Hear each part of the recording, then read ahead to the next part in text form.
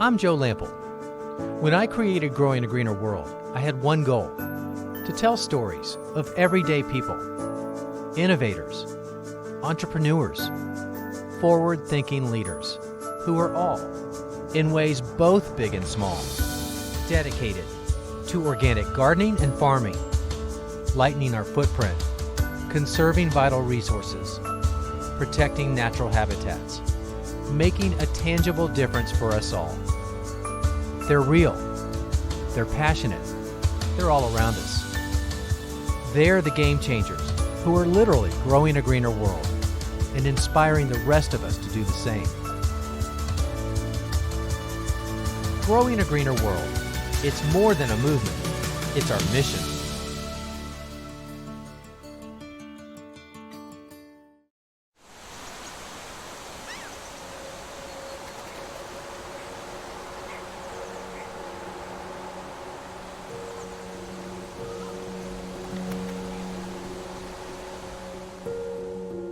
The goal of any landscape designer usually boils down to one simple thing: enhance the natural beauty of the location.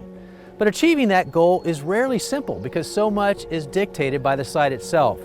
The environment, the location, the topography, enhancing the natural views while minimizing others, the history of the property, the existing wildlife, even access into the landscape itself.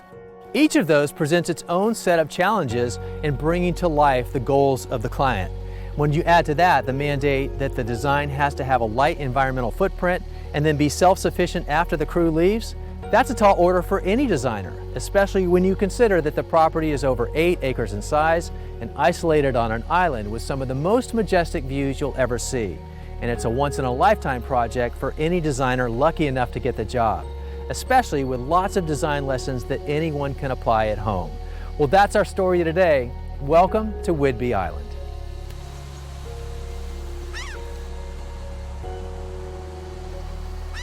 At the northern end of Puget Sound in Washington State, you'll find Whidbey Island. 30 miles north of Seattle, it's the largest of the islands that make up Island County. 37 miles from end to end, it ranges from 10 miles wide to just 1.5 miles wide in some places. 80,000 people live on Whidbey, which is also home to a sizable community of artists, musicians, and writers. And while many of them no doubt draw inspiration from the panoramic views of the Cascade Mountains and the natural remote setting, there are other features of the island that can make it challenging for certain artists. Gardening in the Pacific Northwest presents a lot of opportunities. I don't see them as challenges. Stacie Crooks is a nationally recognized landscape designer, gardener, horticultural educator, and a native of the Pacific Northwest. So we here have glacial till, which is left over from the last ice age that came through here about 17,000 years ago. And basically it scraped all the soil off the top of the surface, and we have a lot of rock and sand and hard glacier till, a lot of granite that's predominant in the Cascades. So the challenges are finding plants, trying to establish plants in this glacier till that will thrive and be sustainable. A lot of people say, oh, you must have so many options, how many, all these plants that you could grow in the Pacific Northwest, all the perennials and everything grows so fast here. And they're successful in the Pacific Northwest because they're tailored to the Mediterranean palate.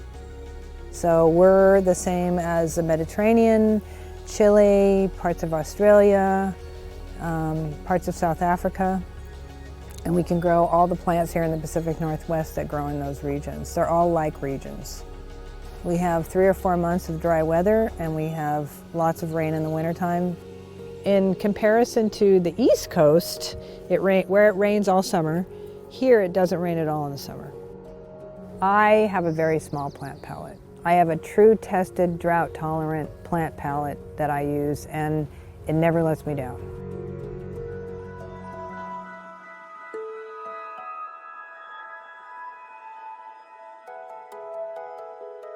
Stacie would need a good go-to bag of tricks for the project that came her way in 2013. A new client approached Stacie, a writer who was building a home on Whidbey Island, on the area called Midden Cove. And the 8.5 surrounding acres would need a special touch. She called this her sanctuary. When I first met her, she said, welcome to my sanctuary. And it was really important to her that I understood what that meant to her. It's about the land, it's about the light, it's about not intruding on the space and the beauty of the land itself. And in this particular garden, which is on the Puget Sound, has a reflection of water, a lot of blue sky, open sky. So I don't like to compete with the view. So the most important thing for the client is they bought the property with a view. So they want to enhance the view, they don't want to compete with it. It was an old orchard, and she wanted to keep it open. We didn't want to plant a lot of trees here, but we wanted to create a garden that was beautiful, tranquil, functional, and aesthetically beautiful. And Stacie's client had one overriding mandate that would drive everything. This particular piece of land here is 8.5 acres, and I was asked to do a light footprint when I built this garden. So there's no fences, it's open to the deer. I got to create meadows. The deer sleep in the meadows here. There's lots of rabbits, lots of birds, owls, mice, all different kinds of birds here. Work on the epic project spread out over 4 years, but to walk through now, it's a stunning landscape that looks magazine cover perfect, but also 100% natural. What's even more impressive is that Stacie stuck to her directive and created a totally sustainable landscape in the process.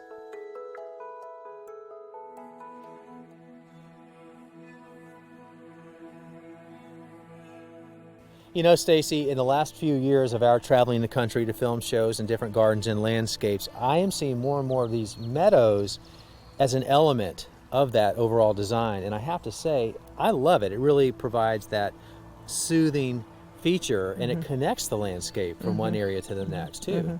So when I got to design this garden, it was one of the major components that I wanted to really bring into the design. So this meadow wraps all the way around this 8 acres, and I used it wherever I could, keeping in mind that there was mowed paths for people to visit and stroll along them and walk their pets, and but it brings in the insects and the birds, and the deer lay in here and take naps in the sunshine. And it's only mowed once a year. Right. It's only mowed in August. And so you've got low maintenance, which is a big part no of water. Sustainable design, no water. It's attracting wildlife, lots of insects and birds. So it's kind of the best of all worlds. It is, it's a win-win, it really is. If you've got the space to do it, it's beautiful. Most people think they're quite easy. You just stop mowing your grass and you have a meadow, but it's really quite the long process. It took about 5 years to get it to where it is now. It's 2 years of eradication, of stripping off the top layer of thistles, invasive species, and everything you don't want in your lawn, and then letting it sit, go fallow, and eradicating the things that come up through the seeds that are still there or that are being dropped by birds, thistles, things like that. And then we amended the land with chicken manure, turned it all over, and created a base for hydro seeding, and we seeded it with a meadow seed. And so they were treated like a lawn in the beginning. So we irrigated them the first 2 summers and cut them like a lawn. We cut them long, but we cut them so that the root systems could develop deep. And then last summer was the first summer, it was the 5th summer. We didn't cut them.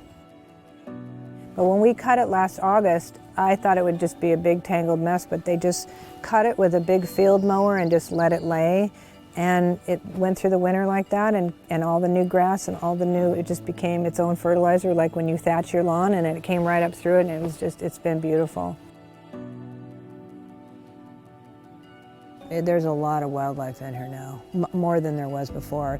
By keeping large open areas that are uninterrupted, you create an open flight pattern. You're going to get bigger birds, you're going to get more woodpeckers and sparrows, things that fly faster in groups and colonies, and you're gonna have more space. They're gonna come in because they can see, they're safe, they have great places to land and hide. So it encourages more habitat activity and more exploration and searching for food, and there's just a lot more birds here. I know there's more birds here than when I first came here.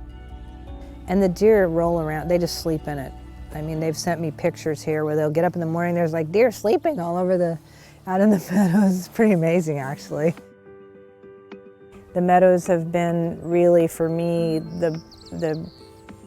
just the really glory of this property. Has really been terrific to watch it happen. The natural lay of the open land also gave Stacie the opportunity to create another of the landscape's key features, a bog. I came here in June and I was here evaluating everything, working with drawings and bids and contractors, trying to figure out what we would do and get the final plan done and what it would cost. And I watched the bog and the stream and they never let up. It was wet, moist, soggy the whole time, all through August into September. So I knew I was going to get to build a real bog in a place that it should be. You're not successful if you try and change the natural topography. The grade has to stay pretty much the same. I have never had success building a bog that wasn't naturally already there. It's just, if you've already got it, you can't fill it. It will come back. It will just seep up. It just needs to be there. So we enhanced it. We eradicated a lot of the weeds out of it, the blackberries and things like that, and the alders that were growing in it, the seedling alders, and scraped the bottom, added more subsoil with clay in it, and then planted pussy willows and gunneras and natural things in a bog.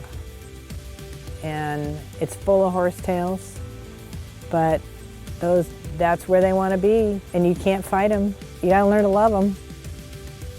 If you chop one up, you're gonna have 50. If you pull it, it's gonna spread underground into more. So we decided to leave the horsetails, and I think it's really pretty. It's pretty. I mean, it's part of it. It's just part of it. And they're not anywhere else because we haven't disturbed the soil. That's another reason not to change the topography. Every time you change it, something's going to happen. It's going to change a lot of things, not just one thing, not just the shape, but it's going to change. It's going to change its own little ecosystem. If you can work with the natural topography, you're light years ahead of trying to change anything because it's already here. It's already settled.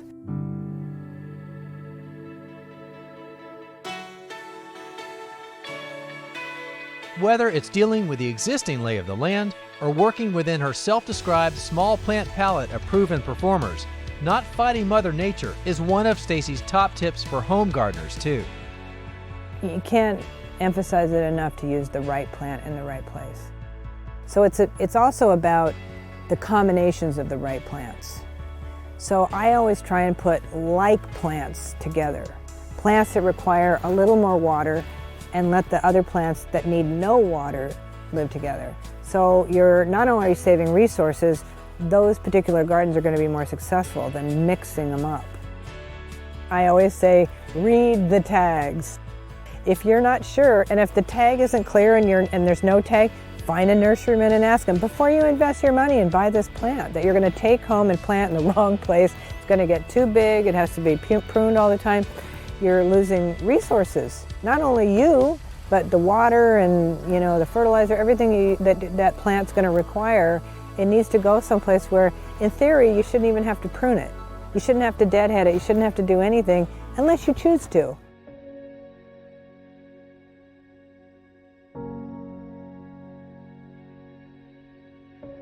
Well, Stacie, this is that section between the garage and the entrance into the house. There was that bare space, and you had an idea for how to fix this area so that it was really attractive, and you did that with ground cover and then those ferns coming up through. Tell me about your design. Well, this is one of my go-to plant combinations in this situation, but also in lots of other areas of the garden that you don't want to have to maintain. So the Pachysandra creates this really lush carpet that's evergreen and glistening in the winter, and The new growth is shiny. It has flowers at some point, and the bees come in here.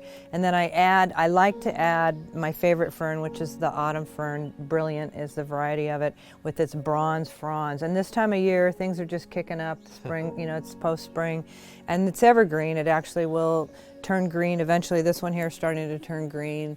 Those are the new fronds that just pop right up. This is all you need in this space. I mean, there's a little bit of Hakanakaloa grass, and there's the native sword ferns to wrap around the perimeter of it to bring this into its own space, its own garden. But this is no maintenance, no water. It's tough. It's totally sustainable. In a low light situation too. In a low light situation. It can handle a little bit of sun. The Pakistander won't be as lush, which could be an okay thing. But this is true tested. You can't lose. And these plants are really easy to find in any nursery. Great combination for a lot of parts of the country. Yeah.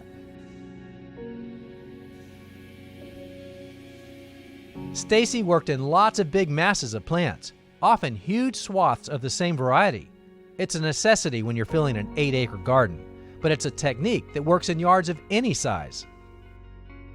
I think in terms of big brush strokes, and I do this even in small gardens. The difference might be 3 of one thing, or 5 of one thing, or 30 of one thing, or 70 of one thing. It's just more plants. Same plant, but more of it.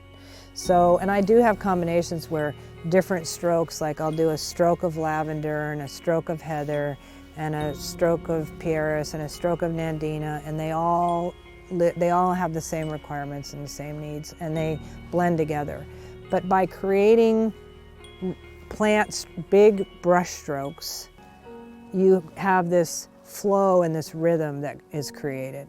The eye travels through it. It doesn't stop and focus on like one thing here, one thing, polka dots. You don't want to do, no onesies is what we call it.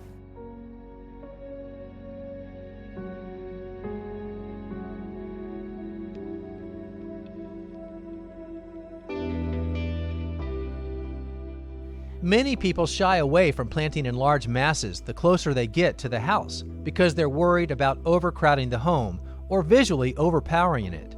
But Stacie says that's exactly where you need to be paying the most attention to your plantings. The numbers, the sizing, the colors, those are the details that can accentuate the home best. Stacie, what strikes me as we walk this landscape is that you have lots of pops of color everywhere, but then as we come up to the house, I really feel this sense of calmness and this soothing feel around. Well, I do that on purpose because I really like to anchor the house into the landscape, so it's not just like The Wizard of Oz where Dorothy just dropped it on the landscape. Right. I like to bring in the colors, the stone and the trees and the foliage color on the evergreen material, just to settle the house into the landscape. And I think if people want to have bright borders or some bright pops of color, that's another place to have their bright color, maybe that they look out across into their landscape at. But around the house, it's something that you walk into every day, back and forth, you look out the windows, and I think a calmer palette is it makes people much happier. I just find that works much better that way. I like it. But Stacie also points out that sometimes inspiration for what goes in the design of a garden should come from what's outside the garden. I call that borrowed landscape. So on every job that I start, and other designers do the same thing, you look around at what you can use for your benefit. So I look around to see how much deciduous material's out there and how much evergreen material's out there. And if the deciduous tree loses its leaves in the winter, do I want to block the neighbor's house, or I might want to put an evergreen tree there to block that? So I try and think of what's around me before I actually plant on the property that I'm working on. So, right. And you can do colors too. For instance, if there's a large red maple in the distance, you can add a small red maple on the property that you're working on, and then it stacks up and looks a lot bigger, and the property looks a lot larger, and the scale changes it. So, right. So it's a really good tool to use for looking at evaluating any property, any yard. And it can be done anywhere. Anywhere. And then I look at what shape should it be? Is it a rectangular modern house, or does it have a peak? Does it have any round shapes in it? Do I want to create a round terrace to anchor the shapes on the house to the patio? You know, I try and tie it all together a little bit. This house here has a round roof, has a shaped domed roof. So there's no straight lines on this property, none, not one. They're all curves, which creates this fluid feeling, like the water you hear and the air movement and the roads, the driveway in, everything has a fluid movement here. Nothing's stagnant here, everything's moving around. I wanted this feeling because you can really feel it on this property. The corridors with the big yellow cedars behind me and the beech trees and the walnut trees that were here that have been here since the 30s. And there's breeze corridors through this property, which kind of influenced, or definitely influenced, how I was drawn through the property, through the land. This all sounds kind of, you know, mystical, but land does speak to you. I do believe that. And this particular piece of property it's pretty awesome. It's pretty magical. It really is.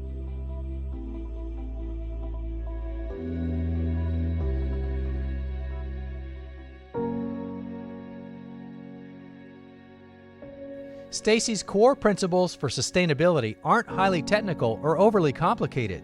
They're the things gardeners have always done, and things you can do in your own landscape, regardless of size. The right plant in the right place, working with what nature has given you, not adding anything unnecessary. And that goes right down to fighting the urge to give those plants a chemical boost. So when I plant any garden, I only fertilize once. I use a organic 5-5-5 multi-purpose with microbes, a little handful in each hole. That's it. I never fertilize again. It seems to me that people that fertilize all the time, the plant will outgrow what it says it's going to grow. There's more foliage, less flowers, less blooms. It'll be leggy.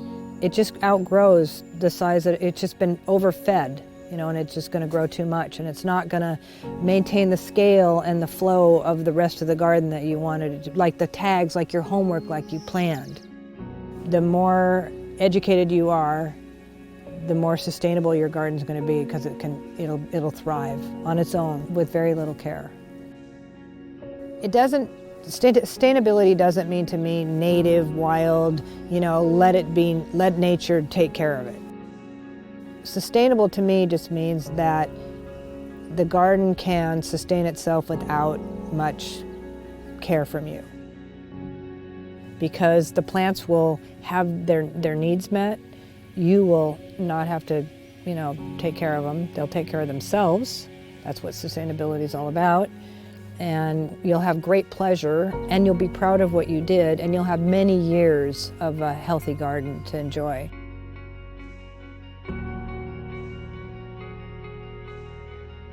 Very few of us will ever have to design a visually stunning, ecologically sustainable landscape over 8.5 acres on a place like Whidbey Island. But the more I walked around Midden Cove, and after I got past all those jaw-dropping views, I kept thinking about that old saying, how do you eat an elephant? One bite at a time. Because as overwhelming as everything about this epic landscape project was, Stacie tackled it one fundamental concept, one basic gardening truth, one environmental practice, one bed, one plant at a time. And that's why this landscape worked, and that's why all successful landscapes work. Hopefully today you found something to inspire you to create a more sustainable and attractive landscape in your own home garden. If you'd like to learn more about Stacie and her work, or watch this episode again, you can do that on our website under the show notes for this episode. And the website address, that's the same as our show name. It's growingagreenerworld.com. Thanks for watching, everybody. I'm Joe Lample, and we'll see you back here next time for more Growing a Greener World.